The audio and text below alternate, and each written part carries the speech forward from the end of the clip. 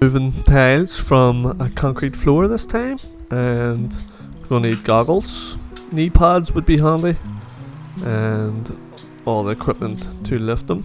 Dust masks, gloves, hammers, bolsters, you name it, we're probably going to use it here. I have a selection as I'm going to have to get the skirt and stuff off too, and the Kango hammer drill with a lead and the transformer as well, with some goggles.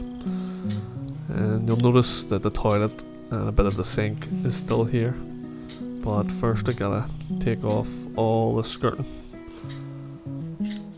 and this will be the first wee strip I need to lift between the wee door bar. So once I get this up, that'll just free up the tiles to be able to be lifted, and also then I can lay the new floor and put this back down, hopefully, if I can get up one piece, which, believe me, it's quite well stuck down here, as you can see. And using the Spear & Jackson bucket scoop with their chisel to just prise it up. Don't want to go too rough on it, as I say. I'm going to try and keep this and use it again later. But you can see that it's well stuck there, and I've decided to go for one end, and if I can get that end, I'll just keep raising it up slowly, as these things are easily damaged, and if it's damaged, I'll have to source a new one.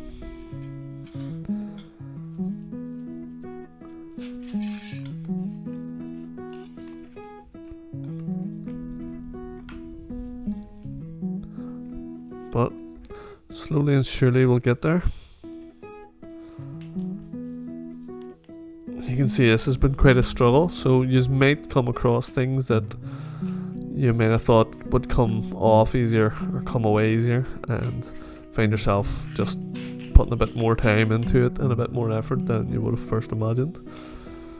As you can see how well this is actually glued down, look at that. And one thing I didn't realise until later on, that glue was actually still soft, which was a bit of a bugger as well. So, I could have, I did have dust sheet down, but if I didn't, that could have ended up walked everywhere. So next is the skirting boards, and thankfully they're not stuck, they are just tacked on, which is that little bit easier.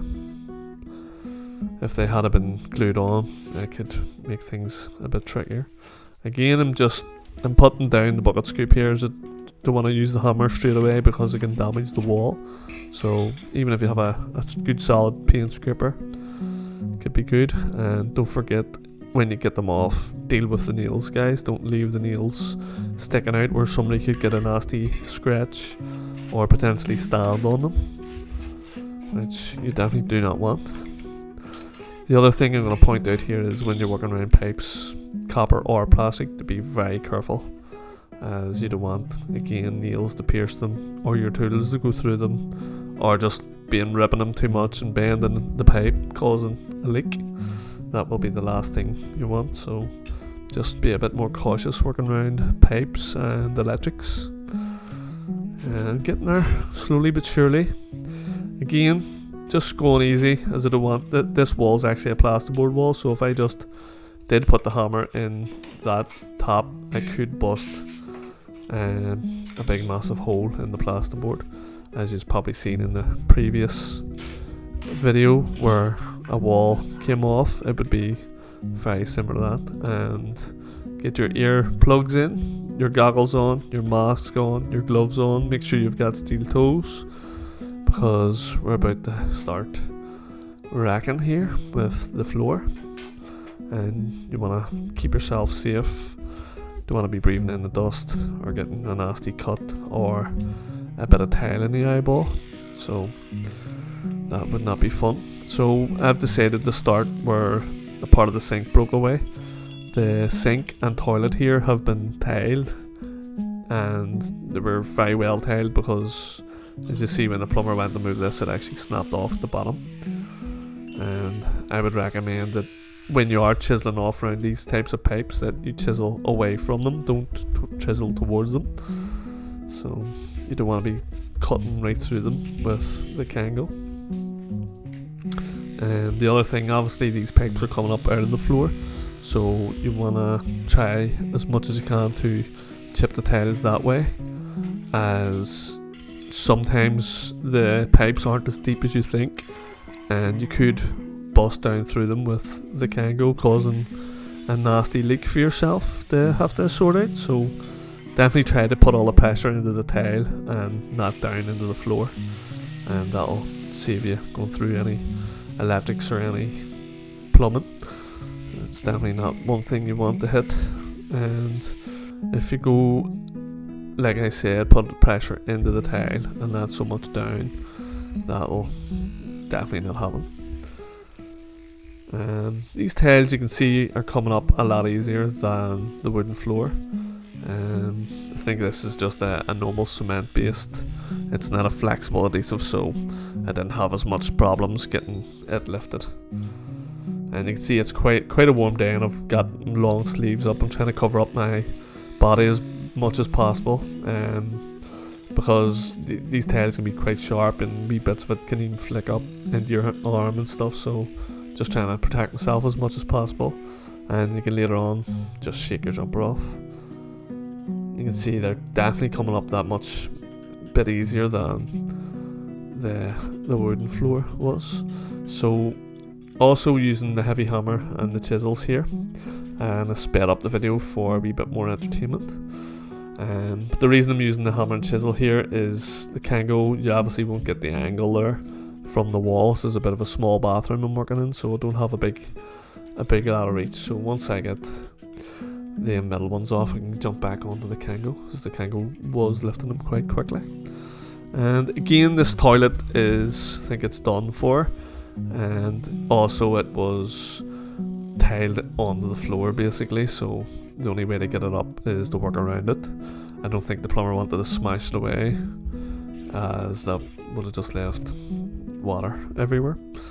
And the other thing to be careful is when you are using the Kango, that you don't chip through your own wire or drop a tile through it. Always be wary where the wire is, that you don't separate that wire, causing a live wire to be in the room you're working. So I'll get to the toilet here shortly. And there's another thing, guys, another nice tight pipe. I'm trying my best now to break everything away from the pipe, as a tile could easily burst that pipe, and also the tools could easily burst it. So I'm just really being cautious, overly cautious, as I would literally rather spend a half an hour extra working around pipes than wasting a whole day having to try and dig up a pipe to put a fitting on and repair it, or pay a plumber to come out and do that.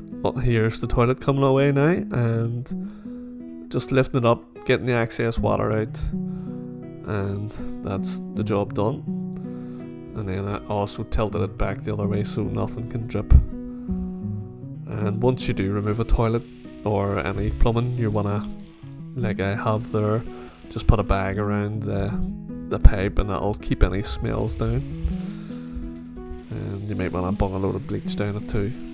So the last tile's always a bit of a nice feeling, getting the last one. Unfortunately, the last one here has a pipe again, so again I'm taking my time and being overly cautious around that. And also the soil pipe, you don't want to be busting that, as again that's going to be a big job later on if you do bust it.